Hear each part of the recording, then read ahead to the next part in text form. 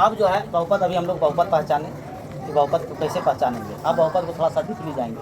तो बहुपद क्या होता है? एक होता है घात के आधार पर। किसके आधार पर? घात के आधार पर। घात मतलब पावर, घात मतलब नहीं, घात किसको कहते हैं? पावर, समझते हैं कि नहीं?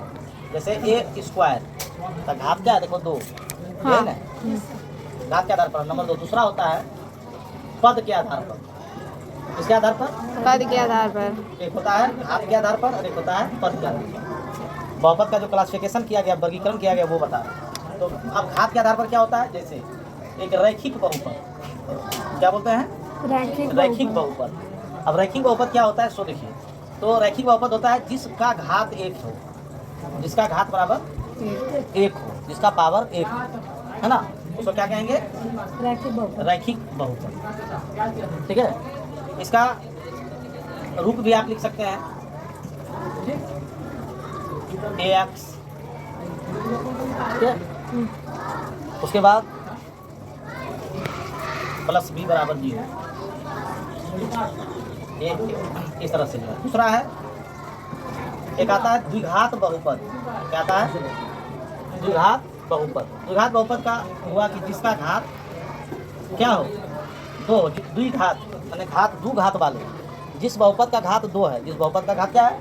2 है, द्विघात आ रहा है 2 से 2, उसको कहते हैं द्विघात बहुपद। इसका रूप देखिए, इसका रूप हो जाएगा ax square plus bx plus c बराबर 0। X square plus bx plus c बराबर 0, ये हो गया इसका रूप।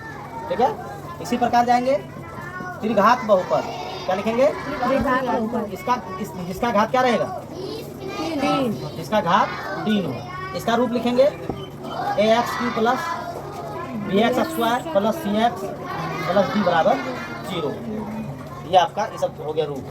मुख्य रूप से रैखिक बहुपद, द्विघात बहुपद, त्रिघात बहुपद, इन तीनों के बारे में भी और विशेष आप इस चैप्टर में पढ़ेंगे। ऐसे आप जिसका घात 4 भी हो, है ना, तो उसको भी आप लिख सकते हैं, लेकिन मुख्य रूप से तीनों का आएगा।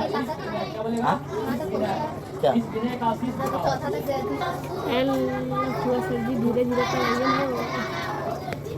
अब देखिए इसका शून्यक पर जाएंगे हम लोग। कहाँ जाएंगे? चालू करें शून्यक। अब शून्यक क्या होता है? शून्यक के बारे में जानना है। शून्यक का दूसरा नाम पहले जानिए, मूल। शून्यक का दूसरा नाम का मूल। शून्यक को ही क्या कहा जाता है? मूल। अब मूल को ही आप कह सकते हैं, जैसे अगर x के पद में है अगर बहुपद, तो x का मान भी कह सकते हैं। x का मान सही है। उसके बाद शून्यक बराबर, ये जो रैखिक बहुपद का शून्यक है, इसका मान होगा -b/a। देखिए सूत्र है सब। कोई अगर रैखिक बहुपद आपको दे दिया और पूछेगा इसका मूल बताएं, इसका शून्यक बताएं, इसका हल बताएं। हल भी कहा जाता है इसको। क्या कहा जाता है? हल। तो आपको बताना पड़ेगा यही, इस सूत्र लगाना है -b/a। अब बोलो b अरे रहेगा कहाँ? तो देखिए b यहाँ है और एक यहाँ है। अब ये कैसे रहेगा? रूप में रहेगा। जैसे देखिए 7x + 4 बराबर 0 दे दिया। आप पूछेगा इसका शून्यक बताइए। यह रैखिक बहुपद पहले घात 1 है कि नहीं इसका? अब बोले इसका शून्यक बताया, तो यही सूत्र होगा, शून्यक बराबर माइनस का -4 अब बटाइए का मान सा -4 से 7। इसका शून्यक पता चल गया, -4/7। और द्विघात का शून्यक फिर बताने कहेगा, तो इसका भी शून्यक आप निकाल सकते हैं एक द्विघात सूत्र से।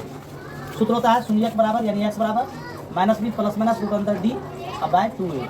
ये शून्यक निकालने का फॉर्मूला। ठीक है, त्रिघात का कैसे निकालिएगा? तो त्रिघात में सबसे पहले जो है इसमें भाग कर दिया जाएगा। ठीक है, और उसके बाद भाग निकाल के फिर गुणनखंड करके इसको बनाया जाएगा।